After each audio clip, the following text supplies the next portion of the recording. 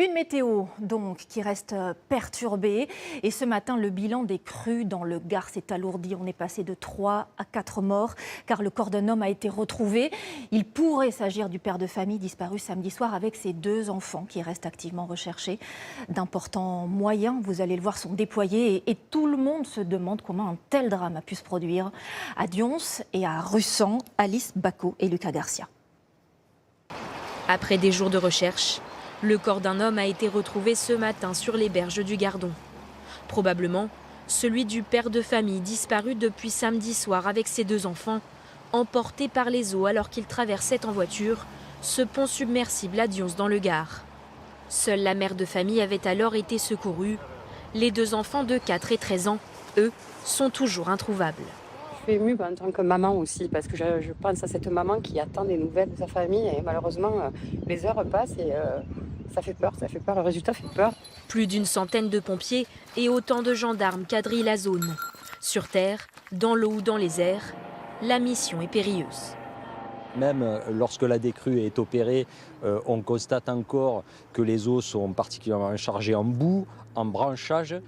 Et donc, il y a certains endroits, et c'est spécifique aussi à ce cours d'eau, le Gardon, où il y a des courants qui peuvent être très forts par endroits.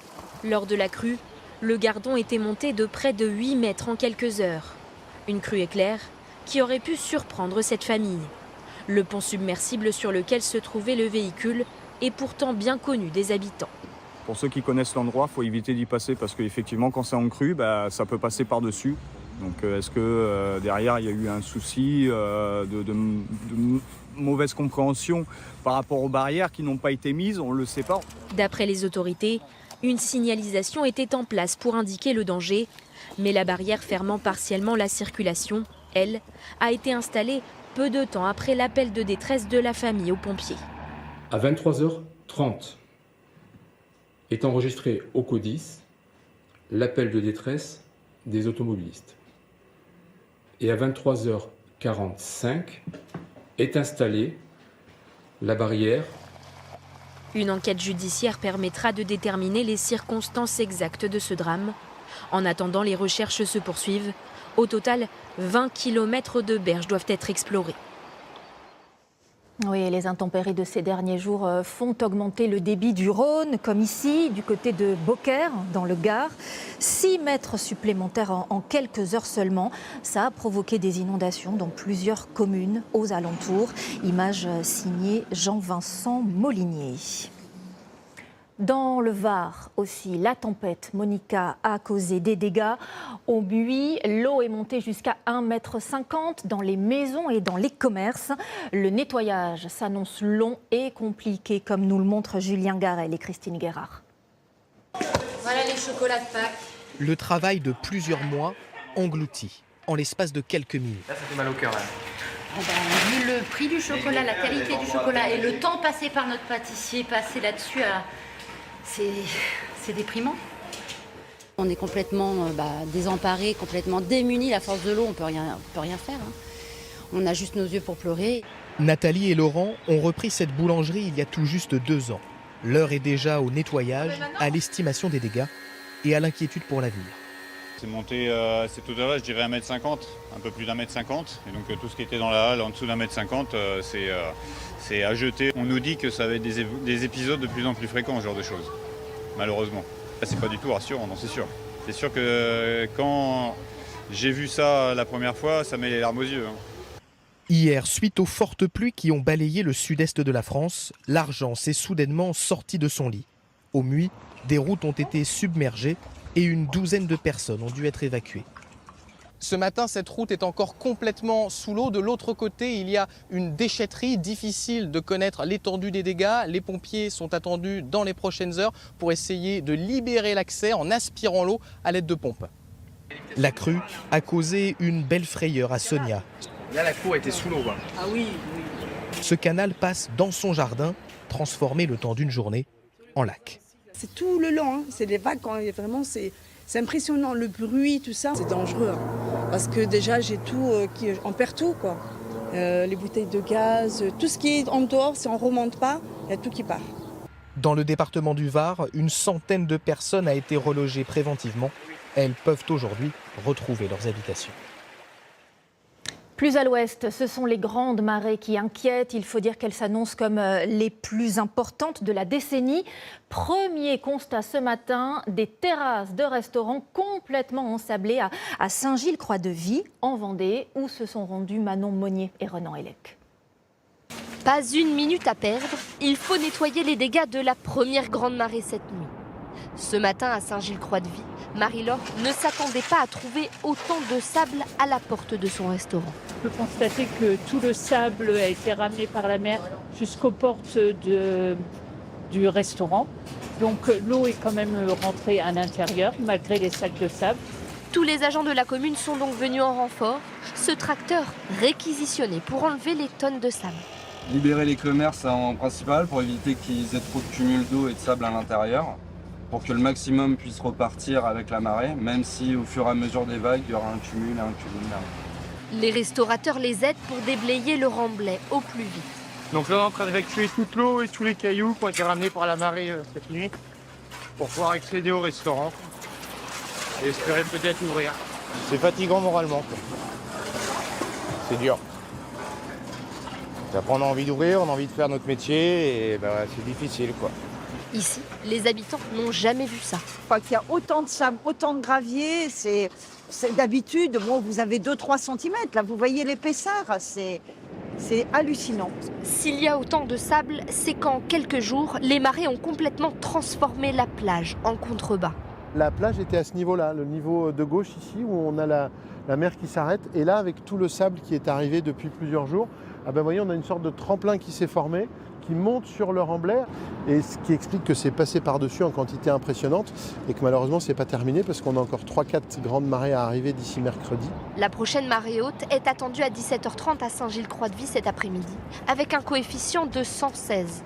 Le remblai restera ouvert, mais chacun doit rester vigilant, car la mer est très forte. Et ces grandes marées, effectivement, vont se poursuivre jusqu'à mercredi. Des coefficients exceptionnels sont attendus sur tout le littoral de la Manche et de l'Atlantique. Les autorités multiplient les appels à la plus grande prudence. Henri Dreyfus avec Victor Topneau et Pauline Lormand. Inexorablement, l'eau monte et commence à inonder les rues. Il en faut plus. Pour surprendre cet habitant de Saint-Valery-en-Caux, Daniel a décidé de prendre les devants et se calfeutre. C'est important, sinon après l'eau rentre dans le couloir et puis on a de l'eau à l'intérieur au niveau du rez-de-chaussée. Pourtant habitués à ces débordements, les habitants ne boudent pas leur plaisir. C'est un spectacle assez remarquable, même s'il est dangereux, même si derrière il y a des risques pour la population, mais c'est beau. Pour éviter tout accident, la mairie a décidé de bloquer certaines rues. Parce qu'on a déjà eu des voitures qui finissent dans le bassin, donc faut faire attention. Enfin, il y a longtemps. Non. Un peu plus au sud, à Fécamp, en Seine-Maritime, ce bout de plage devrait être entièrement submergé au moment de la marée haute. Un spectacle rare dont personne ne se lasse. C'est tellement joli, quoi. Mais en même temps très dangereux. Il faut faire attention, pour l'instant la plage n'est pas encore fermée, mais quand c'est fermé, malheureusement, il y a des gens qui bravent les barrières et qui s'exposent. À Bordeaux, ces grandes marées bloquent pour partie l'estuaire de la Garonne. Conséquence immédiate, le fleuve est également sorti de son lit et déborde sur une partie des quais où la circulation est interdite. Encore plus au sud, à Biarritz, ces marées d'équinoxe, dont les coefficients sont supérieurs à 90, grignotent peu à peu la plage. Les autorités appellent à la plus grande prudence jusqu'à mercredi et la fin des grandes marées. Et dans le Pas-de-Calais aussi, on craint l'arrivée de ces grandes marées d'équinoxe. Là, ce sera une nouvelle épreuve pour les sinistrés qui subissent des inondations à répétition depuis 4 mois. Déjà, plus de 9000 habitations ont été touchées. C'est considérable. Alors, forcément, tout le monde se mobilise pour éviter le pire. À Atten et à Marconne, ce matin, Manon Debuc, Thierry Chartier et Mathis Jean-Baptiste. Bruno ne se déplace plus qu'en motoculteur pour rentrer chez lui. Sa rue est inondée depuis 4 mois. Sa maison, au bord de la Canche, a déjà pris l'eau 3 fois cette année. Avec les grandes marées, Bruno craint une nouvelle inondation. La marée vient gonfler la rivière, Et elle n'a pas le temps de redescendre, la rivière, que la marée d'après arrive, et là ça monte, ça monte, ça monte. Et aujourd'hui, le marais, il est déjà plein, il ne s'est pas vidé depuis le mois de novembre, donc on va être vite en surcharge. Alors tout le monde se mobilise. La mairie d'Atten a loué cette pelleteuse pour renforcer une digue à quelques mètres des habitations, pilotée par Charles, lui-même sinistré. Donc si cette digue-là n'est pas assez haute, la marée repasse au-dessus de cette digue. Elle était fragilisée pendant les inondations où l'eau revenait du marais et coulait par ici. Donc on a perdu entre 20 cm de digue. La solidarité ici dans la commune, c'est terrible. On a même des conseillers sur le terrain. Alors ça, c'est exceptionnel. 2 embarcations ont également été mises à disposition par la commune dans les allées encore sous l'eau. Lui, on avait essayé de faire une passerelle, mais il y a tellement eu d'eau que le bois, ça flotte forcément. Donc la passerelle, elle est partie. Donc on a mis un bateau. Martin a passé la semaine à couper et installer ses bâtards d'eau en bois et en béton. Chez Evelyne, les meubles restent en hauteur. C'est 20 jours et nuit. Un petit peu inquiétant quand même. Ça monte, ça descend. Comme dans les maisons voisines, sa pompe est toujours prête. Ce magasin en a vendu 240 en 3 mois.